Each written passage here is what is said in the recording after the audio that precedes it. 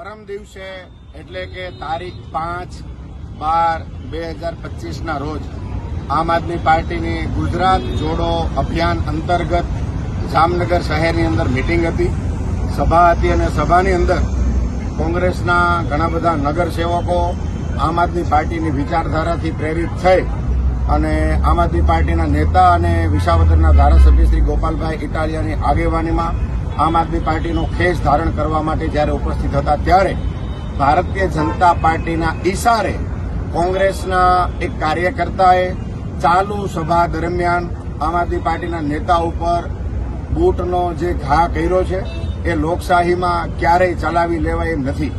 આમ આદમી પાર્ટી આ આખી પ્રથાનો વિરોધ કરે છે અને આપના માધ્યમથી ગુજરાત સરકારને, ભારત સરકારને સૌને વિનંતી કરીએ છીએ કે લોકશાહીમાં સૌ લોકોને પોતપોતાની વાત રાખવાનો અધિકાર છે. સરકારની નાકામયાબી, સરકાર જે બાબતે નિષ્ફળ ગઈ છે એ બાબતને ઉજાગર કરવાની જવાબદારી હંમેશા વિપક્ષની રહી છે. એ જવાબદારી ઉજાગર કરવાના સમયે સભામાં એક કાર્યકર્તા આવે છે, પોલીસ તંત્રની હાજરીમાં આવે છે અને અમારા નેતા ઉપર, ધારાસભ્યો ઉપર અને ગુજરાતના સૌથી યુવા ધારાસભ્ય અને સૌથી લોકપ્રિય ધારાસભ્યો ઉપર જ્યારે બૂટનો ઘા કરે છે તો એ હંમેશા નિંદનીય હોય છે. પરંતુ આવું બન્યું કેવી રીતે એવું જાણવા મળ્યું છે કે ભારતીય જનતા પાર્ટીના એક ધારાસભ્યના ઇશારે કોંગ્રેસના એક કાર્યકર્તાએ આ ઘટના આખી ષડયંત્રના ભાગરૂપે ભજવેલી છે.